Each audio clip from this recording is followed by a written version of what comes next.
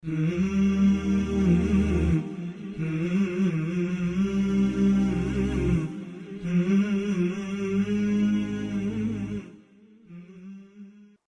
علیکم ورحمۃ اللہ وبرکاتہ۔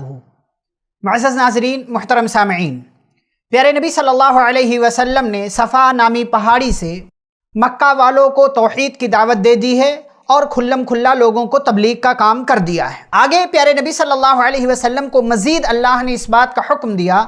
کہ آپ مزید واضح طریقے سے لوگوں کے درمیان اس پیغام کو پہنچائیے جس کا آپ کو حکم دیا گیا ہے۔ چنانچہ پیارے نبی صلی اللہ علیہ وسلم اٹھ کھڑے ہوئے اور آپ صلی اللہ علیہ وسلم نے باطل معبودوں کی بے بسی، ان کی کمزوری کو اجاگر کرنا شروع کر دیا کہ یہ معبود بے بس ہیں، لاچار ہیں، محتاج ہیں، ضرورت مند ہیں، یہ اپنی مدد نہیں کر سکتے تو تمہاری مدد کیسے کریں گے۔ لوگوں کو بلانا شروع کیا، توحید کی دعوت دینا شروع کر دیا، تبلیغ کا کام کرنا شروع کر دیا، اور پیارے نبی صلی اللہ علیہ وسلم نے باطل معبودوں کے خلاف کھلا محاذ کھول دیا۔ لیکن جب یہ سارا معاملہ ہوا، مشرکین مکہ بوکھلا گئے کہ ہمارا سارا مقصد، ہمارا سارا پلان چوپٹ ہوتا چلا جا رہا ہے۔ اسی لیے انہوں نے اس بات کا فیصلہ کیا کہ ہمیں اس مشن کے خلاف کھڑا ہونا ہے جو محمد لے کر کھڑے ہوئے ہیں صلی اللہ علیہ وسلم۔ انہوں نے اس مقصد کو پورا کرنے کے لیے تدبیریں کرنا شروع کر دیا، لیکن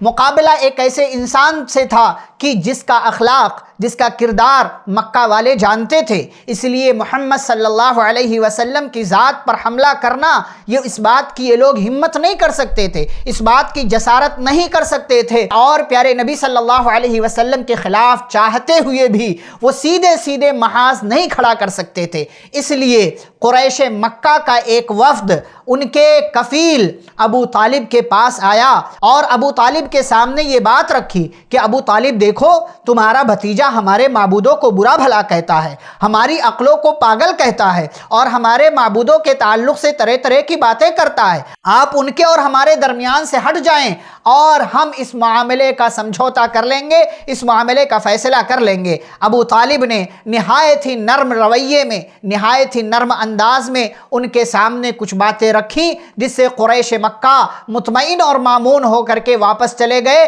اور پیارے نبی صلی اللہ علیہ وسلم نے مزید مضبوطی کے ساتھ لوگوں کو دین کی طرف، توحید کی طرف بلانا شروع کر دیا۔ اسی دوران مشرکین مکہ کے سامنے ایک اور مصیبت آ کھڑی ہوئی کہ ابھی آپ صلی اللہ علیہ وسلم نے کھلے طور سے لوگوں کو اسلام کی طرف بلانا شروع کر دیا کہ حج کا موسم سامنے آ گیا، یعنی ذی الحجہ کا مہینہ، جس میں اس زمانے میں بھی حج کیا جاتا تھا، وہ مہینہ سامنے آ گیا۔ قریش مکہ کو اس بات کی تشویش ہوئی کہ ابھی تو مکہ والے ہی اس دعوت کو سن رہے ہیں، اس پیغام کو سن رہے ہیں، یہ دعوت اب تو مکہ کے باہر بھی یہ پہنچ جائے گی، اور حج کے لیے جو لوگ مکہ کے اندر آئیں گے، کہیں ایسا نہ ہو کہ وہ لوگ اس بندے کی بات کو سن کر کے مسلمان ہو جائیں اور ہمارا کام خراب ہو جائے۔ چنانچہ حاجیوں کو روکنے کے لیے ایک مجلس شورا قائم کی گئی، مشورہ لیا گیا کہ کیا کیا جائے۔ کسی نے کہا کہ کہہ دو کہ یہ پاگل ہے، کسی نے کہا کہہ دو کہ یہ جادوگر ہے، کسی نے کہا کہ کہہ دو یہ فلانے ہیں اور فلانے ہیں،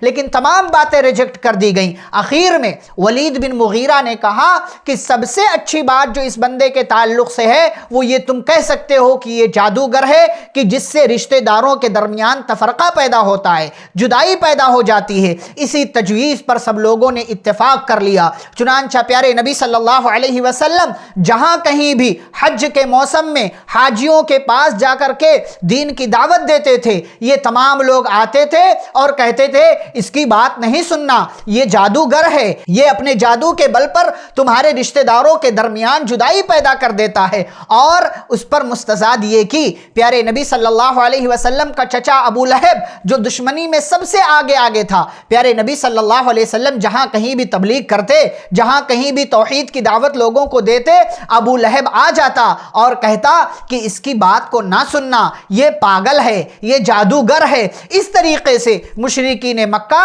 آپ صلی اللہ علیہ وسلم کی دعوت کے خلاف ہو گئے اور آپ کے خلاف محاذ کھڑا کر دیا۔ لیکن